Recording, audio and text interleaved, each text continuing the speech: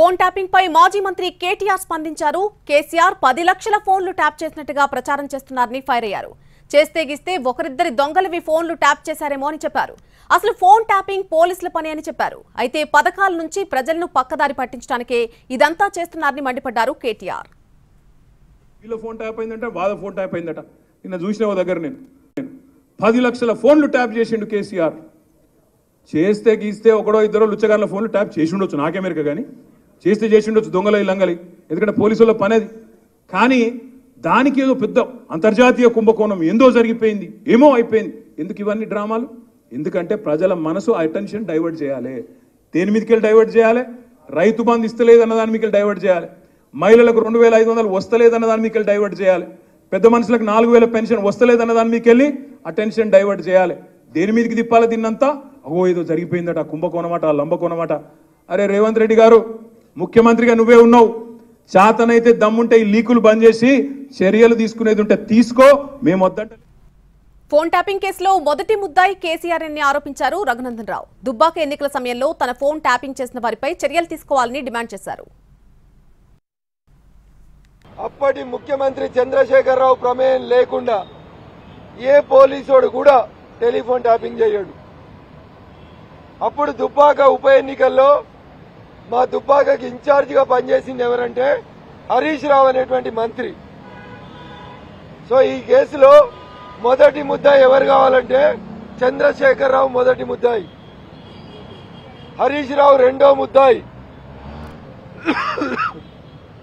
మూడో ముద్దాయి అప్పటి మా జిల్లా కలెక్టర్ వెంకట్రామరెడ్డిని మూడో ముద్దాయిగా చేర్చమని ఈరోజు రాష్ట్ర డీజీపీ గారికి దరఖాస్తు ఇచ్చినాం.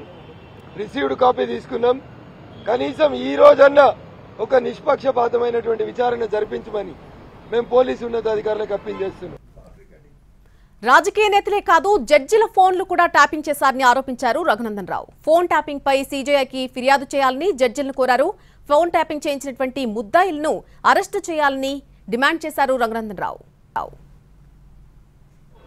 ఇద్దరు అడిషనల్ ఎస్పీల్లో ఇంకో ఎస్పీను అరెస్ట్ చేసి కేసు ముగించొద్దని నేను పోలీసు అధికారులకు విజ్ఞప్తి చేస్తా ఉన్నా. అప్పటి డీజీపీ ఎవరైతే ఈ ఇన్స్ట్రుమెంట్స్ కొన్నాడో, ఎవరు కొన్నారు, ఏ దేశంలో కొన్నారు, ఎన్ని పైసలకు కొన్నారు, కొనేటందుకు అమెరికా పోయిన డీఎస్పీ ఎవరు, ఆ డీఎస్పీతో పాటు పోయిన అప్పటి డీజీపీ పిఏ ఎవరు?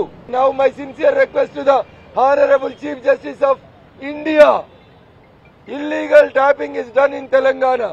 So now I demand the Chief Justice of this country to provoke, to instigate and to order the Telangana DGP to involve in this matter and kindly make a free and fair inquiry in the comprehensive manner, not in the piecemeal manner.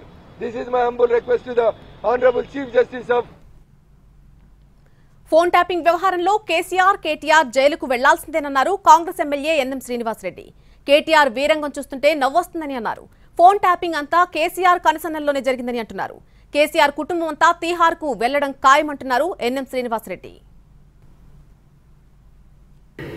KTR వారు చేస్తున్న వీరంగం చూస్తే నవ్వొస్తా ఉంది. మేకపోతు గాంభీర్యం ప్రదర్శిస్తున్న విషయం చాలా స్పష్టంగా తెలుస్తూ ఉంది. రేవంత్ రెడ్డి గారు నా వెంట్రుక కూడా పీకలేడు అంటున్నారు. అయ్యా కేటీఆర్ గారు, ఈ ఫోన్ ట్యాపింగ్ అంశంలో ఖచ్చితంగా మీరు మీ తండ్రి గారు జైలు పాలు కావాల్సిందే. పార్లమెంట్ ఎన్నికల తర్వాత కుటుంబం మొత్తం కూడా తీహార్ జైలుకు కవిత గారికి కంపెనీ ఇవ్వడానికి వెళ్లాల్సిందే.